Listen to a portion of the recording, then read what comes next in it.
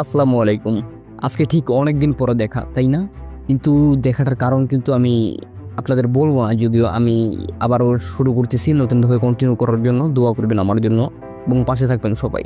তো চলুন আজকের কাহিনীটা শোনা যাক ভিন্ন রূপে। যাই হোক, এটা আপনাদের পরবর্তী মন্তব্য। আপনারা কি চান বা কিছু এটি আমাদের পরবর্তী জানাতে পারেন কমেন্টে।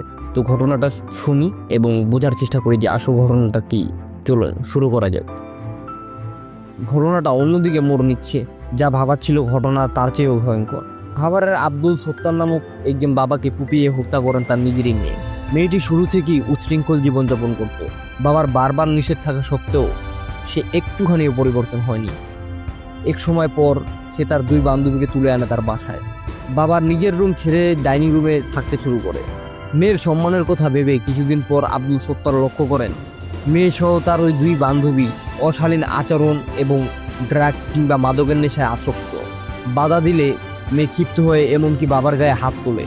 এক পর্যায়ে তিনি থানায় গিয়ে একটা জিডিও করেন। অনেক দিন কেটে যায়। ঠিক এরপর এক রাতে বাবা তার মেয়েকে ডাকতে গিয়ে দেখেন তাদের তিনজনকে আপত্তিকর অবস্থায় দেখতে পান। তিনি বুঝতে পারেন তারা তিনজনে আসলে সমকামী। তিনি মেয়েকে বললেন তার বান্ধবীদের বের করে দিতে। এ কথায় ক্ষিপ্ত হয়ে তার মেয়ে তাকে খুব মারধর করে। বাবা তাও সহ্য করে নেয়। অবশেষে সে বুঝতে পারে বাবা তাদের সম্পর্ক ও নেশার জগৎকে বাধাগ্রস্ত হয়ে দাঁড়াচ্ছে তাদের সামনে। এরপরই করে তারা এক ভয়ঙ্কর পরিকল্পনা।